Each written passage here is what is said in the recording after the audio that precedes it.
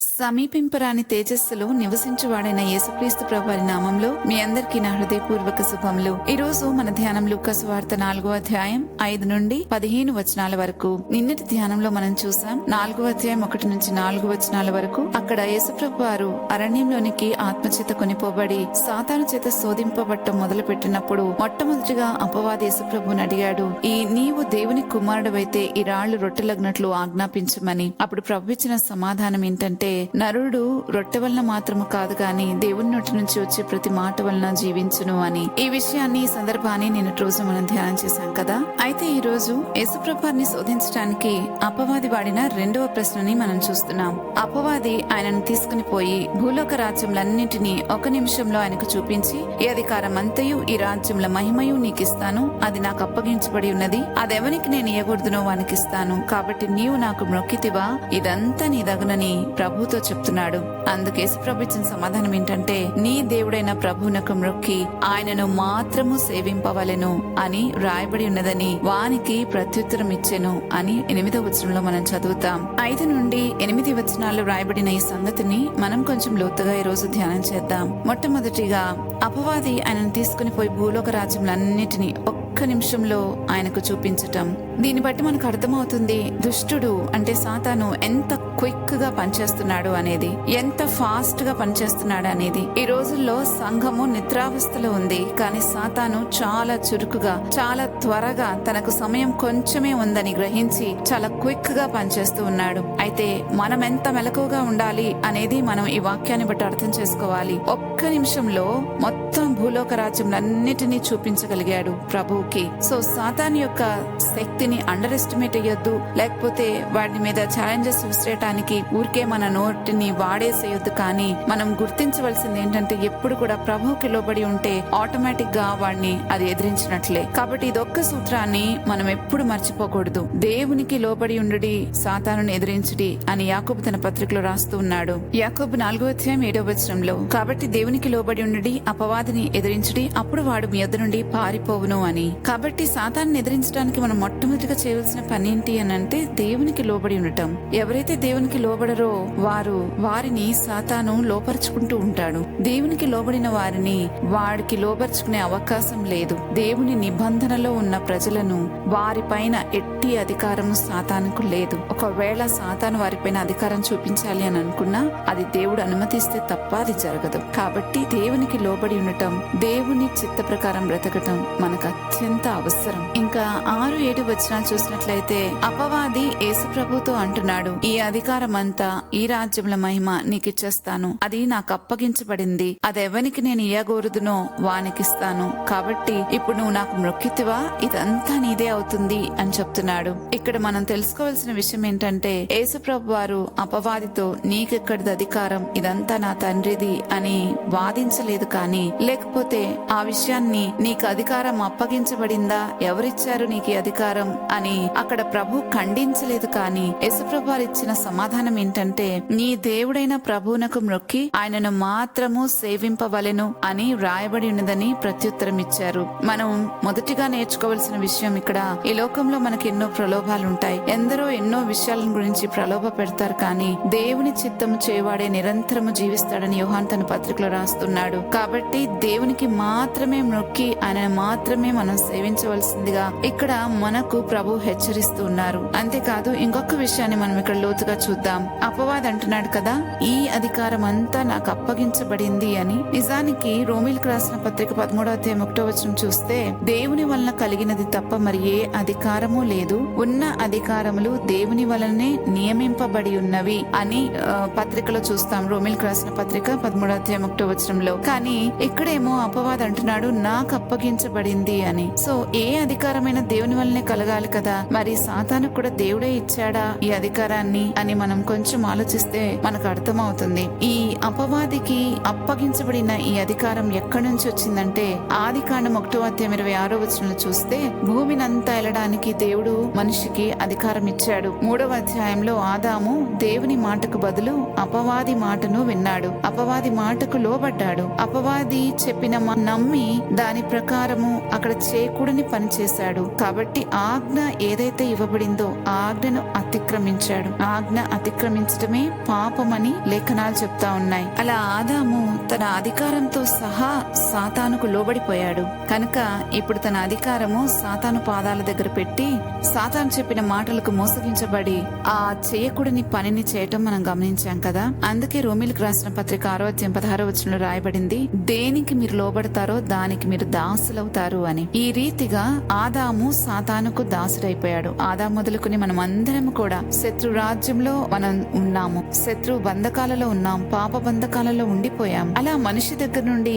అధికారాన్ని అపవాది అక్రమంగా ఆక్రమించుకున్నాడు, మోసం చేసి తీసుకున్నాడు. అందుకని యేసుప్రభు వారిని శిష్యులు అడిగినప్పుడు రాకడకు సూచనలేంటి అని అడిగిన ప్రశ్నకు యేసుప్రభు వారు ఇచ్చిన మొట్టమొదటి సమాధానం మత్తయి సువార్త 24:4 ఉంటుంది, మీరు మోసపోకుండా జాగ్రత్త పడండి అని. ఆయన రాబోతున్నాడు, ఆయన రాకడ చాలా సమీపంగా ఉంది. అయితే మనల్ని అప్రమత్తంగా ఉండమని ప్రభు చెప్తున్నారు. ఎందుకంటే మొదటి నుంచి దొంగ దోచుకునివాడు నరహంతకుడై ఉన్న సాతాను ఈ లోకంలో కొంత అధికారాన్ని అంటే మానవుల దగ్గర నుంచి అధికారాన్ని తీసుకుని ఎంతో పెత్తనం చెలాయించడానికి ప్రయత్నం చేస్తున్నాడు గనక. అయితే మనం ఒక్కటి గుర్తు పెట్టుకోవాలి, అపవాదికి ఉన్న అధికారం దేవునితో సమానమైన అధికారం కాదు, అది శాశ్వతమైనది అంతకంటే కాదు. ఎందుకంటే దేవుని అధికారము స్వాభావికంగా దేవునికి కలిగింది, సాతాను అధికారమేమో మోసగించి లాక్కొని అది మనుషుల చేత అప్పగించబడింది. కాబట్టి దేవుని అధికారమే శాశ్వతమైన అధికారం, సాతాను అధికారము తాత్కాలికం. అందుకే యేసుప్రభు వారు అంటారు యోహాను సువార్త 12:31 ఈ లోకాధికారి బయటకు త్రోసివేయబడును అని. యేసుప్రభు వారు శిలువ మరణం ద్వారా మరణాన్ని జయించి సాతానును ఓడించి పరలోకమందును భూమి మీదను సమస్త అధికారాన్ని తిరిగి పొందుకున్నట్లుగా మనం మత్తయి సువార్త 28:18 చూస్తాం. అంతేకాదు కొలొస్సీయులకు రాసిన పత్రిక 2:15 కూడా ఆయన అంటారు, ఆయన ప్రధానులను అధికారులను నిరాయుధులుగా చేసి శిలువ చేత జయోత్సవంతో వారిని పట్టి తెచ్చి బాహాటంగా వేడుకకు కనబర్చెను అని. కాబట్టి నేడు దేవుని రాజ్యంలోకి చేర్చబడిన మన మీద సాతాను ఎటువంటి అధికారాన్ని ప్రయోగించలేడు, వాడికి మన మీద ఎటువంటి అధికారము లేదు. అందుకనే ఈ గొప్ప రక్షణను మనం చేతపట్టుకుని అంటే ఈ రక్షణ అనుభవాన్ని పొందుకుని ఉంటే దేవుని రాజ్యంలో మనం చేర్చబడతాం, దేవునితో నిబంధనలోనికి వస్తాం. అప్పుడు సాతాను వాడికి ఎంత అధికారం ఉన్నప్పటికీ మనల్ని అయితే ఏ మాత్రము టచ్ చేయలేడు అన్న సంగతిని మనం గ్రహించాలి. అందుకనే మనకు రక్షణ అత్యంత శీఘ్రంగా అవసరం, చాలా త్వరగా. ఈ వార్తను వినిన వెంటనే మనం రక్షించబడాలి. రక్షించబడటానికి మనం ఏం చేయాలి అని మీలో ఎవరైనా ఆలోచిస్తూ ఉంటే ముందుగా మనసు మార్చుకోవాలి. ప్రవ్వా, ఇప్పటి వరకు నా ఇష్ట ప్రకారం బ్రతికాను, కానీ ఇప్పటి నుంచి నీ చిత్త ప్రకారం బ్రతకాలని కోరుకుంటున్నానని. ఆ తర్వాత పాప క్షమాపణ పొందుకోవాలి. పాపములన్నీ కూడా పరిశుద్ధాత్ముడు గుర్తు చేస్తూ ఉండగా వాటన్నిటిని ఒప్పుకుని విడిచిపెట్టి పశ్చాత్తాపంతో ప్రభు సన్నిధిలో వేడుకోవాలి, ఒప్పుకోవాలి, విడిచిపెట్టాలి. పాప క్షమాపణ నిమిత్తం బాప్తిజం పొందాలి. అప్పుడు ప్రతి ఒక్కరిలోనూ ఆత్మ తిరిగి జన్మిస్తుంది. ఎవరి ఆత్మ అయితే తిరిగి జన్మిస్తుందో వారందరూ దేవుని రాజ్యంలో చేర్చబడతారు. పరిశుద్ధ ఆత్మను వరంగా పొందుకుంటారు. ఈ ప్రక్రియ రక్షణ ప్రక్రియ మొదలవుతుంది. ఇదంతా జరగటంతో అక్కడి నుంచి రక్షణలో మనం కొనసాగించబడాలి. ఎవరైతే ఈ రీతిగా దేవుని రాజ్యంలో చేర్చబడతారో వారి మీద సాతానుకు ఎటువంటి అధికారము ఉండదు. ఆ తర్వాత 9, 10, 11 చూసినట్లయితే అపవాది ఇంకొకసారి యేసుప్రభుని శోధించడానికి యేసుప్రభు ఎదుటికొస్తున్నాడు. ఈసారి ఆయన యెరూషలేమునకు తీసుకుని పోయి దేవాలయ శిఖరం మీద ఆయన నిలబెట్టి, నువ్వు దేవుని కుమారుడైతే ఇక్కడ నుండి క్రిందకు దూకేసి, నిన్ను కాపాడటానికి నిన్ను గురించి తన దూతలకు ఆజ్ఞాపించును, నీ పాదం ఎప్పుడైనా రాతికి తగలకుండా వారిని చేతులతో ఎత్తి పట్టుకుంటారని వాక్యం చెప్తుంది కదా అని అంటున్నాడు. అందుకు యేసుప్రభు ఇచ్చిన సమాధానం ఏంటంటే, నీ దేవుడైన ప్రభువును శోధింపవలదు అని. అంటే దేవుణ్ణి శోధించటానికని నువ్వు ఏ పని చెయ్యొద్దు, ఆయన చేస్తానన్న పని నువ్వు రిసీవ్ చేసుకో చాలు. అంతేగాని ఆయన చేస్తాడో లేదో చూద్దాము అన్నట్లుగా ఏది చెయ్యొద్దు అన్న విషయాన్ని ఇక్కడ వివరిస్తా ఉన్నారు. ఈ విషయాన్ని ఈ రోజు నేటికి కూడా అనేక మంది, అవునా మీ దేవుడు బ్రతికిస్తాడా, అయితే చనిపోయిన శవాలను తీసుకుని వస్తాం బ్రతికించమని చూద్దాం అంటారు. పాములు కరిస్తే కూడా బ్రతుకుతారా, ఏది ఒకసారి ఒక పాము తెచ్చి కరిపిస్తాం బ్రతికించమని చూద్దాం అంటారు. ఈ రోజుల్లో కూడా ఎంతో మంది ఎన్నో శోధనలు ఎంతగానో ప్రభుని దేవుని శోధించాలని ప్రయత్నం చేస్తారు. మనం ఎప్పుడు కూడా ఒకటి గమనించాలి, ఆయన మన భారాన్ని భరిస్తున్నాడు కానీ మనం ఆయన భారాన్ని భరించట్లేదు. ఈ విషయాన్ని గుర్తుంచుకుంటే మనం అత్యంత భయభక్తులతో ప్రభు ఎడల బ్రతకగలం. లేకపోతే ఆయనకు మించిన వారమైనట్లుగా మనల్ని మనం హెచ్చించుకుని పతనానికి మనల్ని మనం నడిపించుకుంటాం. ఈ విషయాన్ని గుర్తించాలి. ప్రభువు ఏదైనా ఒక అద్భుత కార్యాన్ని కానీ, సూచక్రియను కానీ, మహత్ కార్యాన్ని కానీ చేయాలి అని అనుకున్నప్పుడు ఆయన చూసేది విశ్వాసాన్ని. విశ్వాసం ఆయన కనబడినప్పుడు తప్పకుండా ఆయన కార్యాన్ని జరిగిస్తారు. అంతేకాని ఆయన చేస్తాడో లేదో చూద్దాము అని అనుకున్నప్పుడు మాత్రం ఆయన ఒక్కసారికి చేస్తారేమో, కానీ ఇంకెప్పుడు జీవితంలో అలాంటిది జరగదు. ఇలాంటి ఒక సంభవమే మనం పాత నిబంధనలో చూస్తాము. అది రాజుల 2వ పుస్తకం 7వ అధ్యాయంలో మనం చూస్తాం. అక్కడ షోమ్రోన్ లో చాలా కరువు వస్తుంది. అప్పుడు ఎలీషా రాజుతో అంటాడు, నువ్వు దేవుని మాట ఆలకించు. ఆయన ఏం చెప్తున్నారంటే, రేపు ఈ వేళకు షోమ్రోన్ ద్వారం మందు ₹1 అంటే చాలా చీప్ గా నీకు అన్ని వస్తువులు కనబడతాయి, నీ కరువంతా తీరిపోతుందని చెప్తాడు. అయితే ఒక అధిపతి మాత్రం అంటాడు, ఒకవేళ దేవుడు ఆకాశమందు కిటికీలు తెరిచినా ఇలాగ జరుగుతుందా అని. ఆ ఎలీషాతో ఈ మాట మాట్లాడినప్పుడు ఎలీషా అధిపతితో అంటాడు, నువ్వు కన్నులారా చూస్తావు కానీ దానిని తినకుందువు అని. అలాగే నెక్స్ట్ డేకి ఆ కరువంతా తీరిపోయేటట్లుగా ఆ షోమ్రోన్ పట్టణం అంతా కూడా ఫుడ్ తో ఇంకా వస్తువులతో అన్నిటితో నింపబడి ఉంటది. కానీ ఆ ప్రజలందరూ కరువులో ఉన్నందున అవి తీసుకోవటానికి చాలా గుంపులుగా వచ్చినప్పుడు ఈ అధిపతిని తొక్కేసి వాళ్ళు వెళ్లి తెచ్చుకుంటూ ఉండగా ఆ తొక్కిసలాటలో ఈ అధిపతి చనిపోతాడు. నిజంగా ఈనాడు కూడా చాలా మంది దేవుణ్ణి శోధించటానికి ఇష్టానుసారంగా మాట్లాడతారు, కానీ దేవుడు మౌనంగా ఉన్నాడని చేతగాని వాడు అనుకుంటున్నారు. లేఖనం ఏం చెప్తుందంటే, పేతురు రాసిన 2వ పత్రిక 9వ వచనంలో మనం చూస్తే, కొందరు ఆలస్యం ఎంచుకున్నట్లు ప్రభు తన వాగ్దానం గురించి ఆలస్యం చేయవాడు కాడు గాని ఎవడను నశింపవలనని ఇచ్చయింపక అందరూ మారు మనసు పొందవలనని కోరుచు మీ ఎడల దీర్ఘశాంతము గలవాడై ఉన్నాడు అని. అయితే ప్రభు దినము దొంగ వచ్చినట్లు వచ్చును. ఆ దినమున ఆకాశములు మహాధ్వనితో గతించిపోవును, పంచభూతములు మిక్కుటమైన వేంద్రంతో లయమైపోవును, భూమియు దాని మీదనున్న కృత్యములు కాలిపోవును. ఈ విధంగా వాక్యము అట్టి వారిని గురించి మాట్లాడుతుంది. దేవుడు చేయలేక, లేకపోతే తీర్పు తీర్చలేక, లేకపోతే వెంటనే శిక్షించలేక కాదు, కానీ ఆయన ఉద్దేశం ఏంటంటే ప్రతి ఒక్కరూ మారు మనసు పొందుకుని అందరూ కూడా దేవుని రాజ్యంలో చేర్చబడి నరకం నుంచి తప్పించబడాలని అందరి పట్ల దీర్ఘశాంతం కలవాడై ఉన్నాడు అని వాక్యం సెలవిస్తా ఉంది. కాబట్టి దేవుణ్ణి శోధించటం మానేసి ఆయన వాక్య ప్రకారంగా జీవిస్తే మరింత బలము పొందుకొని అతి శ్రేష్టమైన జీవితాన్ని జీవించగలుగుతాం.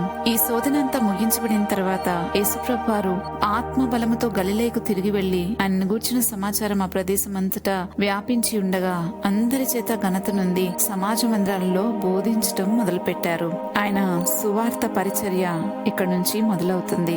అయితే రేపటి ధ్యానంలో మనం మిగతా సంగతులు చూద్దాం. ఈ రోజు మనం నేర్చుకున్న వాటిని ఒక్కసారి తలంచుకుంటూ ప్రార్థన చేసుకుందాం. మా ప్రియ పరలోకపు తండ్రి, జీవాధిపతివైన మా దేవానికి స్తోత్రాలు చెల్లిస్తున్నాను. తండ్రి, అపవాదైతే సమయం కొంచెమే ఉందని చాలా త్వరగా పనిచేస్తున్నాడు, కానీ మేమైతే చాలా నెమ్మదిగా నిదానంగా పనిచేస్తున్నాం. అలా కాకుండా ప్రభా, మేము కూడా చురుకుగా, హెబ్రీ స్త్రీలు ఎంతో చురుకైన వారని లేఖనాలు చెప్తూ ఉన్నాయి. ఆ రీతిగానే మేమందరం కూడా అలాగే చురుకుగా పనిచేయడానికి సహాయం చేయమని ప్రార్థిస్తున్నాను. దేవా, మెలకువ కలిగి ఉండడానికి కృప చూపండి తండ్రి. మరి దుష్టుడు అనేక సార్లు ప్రలోభాలకు గురి చేసి నాయన మమ్మల్ని దారి మళ్లించడానికి ప్రయత్నం చేస్తుండగా ఎట్టి పరిస్థితుల్లో మా గురిని మేము తప్పిపోకుండా కాపాడండి. మేము ఫోకస్ గా పనిచేయడానికి సహాయం చేయమని ప్రార్థిస్తున్నాను. దేవానికి స్తోత్రాలు చెల్లిస్తున్నాను. ఇంకా చాలా సార్లు శోధించడానికి ప్రేరేపిస్తూ ఉండగా దేవుడి కార్యం చేస్తే అప్పుడు మేము ఇది చేస్తాం, దేవుడి పని చేస్తే అప్పుడు నేను నమ్ముకుంటాను, అప్పుడు బాప్తిసం పొందుకుంటాను అని ఇట్లా అనేక మంది రోజుల్లో ప్రభువా మిమ్మల్ని శోధించడానికి సాతాను ప్రేరేపణ చేత నాయన సిద్ధపడుతూ ఉండగా దయచేసి వారిని క్షమించి వారి ఇలా దీర్ఘశాంతం గలవాడై వారు మారు మనసు పొందుకుని పాప క్షమాపణ నిమిత్తం బాప్తిసం పొందుకోవడానికి సహాయం చేయమని ప్రార్థిస్తున్నాను. లేఖనాలు నెరవేర్పు కలిగించి ప్రభువా మా జీవితాల్లో గొప్ప అద్భుత కార్యాలు జరిగించి విశ్వాస మూలమైన తండ్రి కార్యముల చేత మమ్మల్ని బ్రతికించమని, మమ్మల్ని నడిపించమని వేడుకుంటూ యేసుక్రీస్తు ప్రభువా నామంలో బ్రతిమాలుతున్నాము తండ్రి, ఆమెన్. రేపటి ధ్యానంలో మరలా తిరిగి కలుద్దాం. అంతవరకు దేవుని కృప మనందరికీ తోడైనను గాక. ఆమెన్.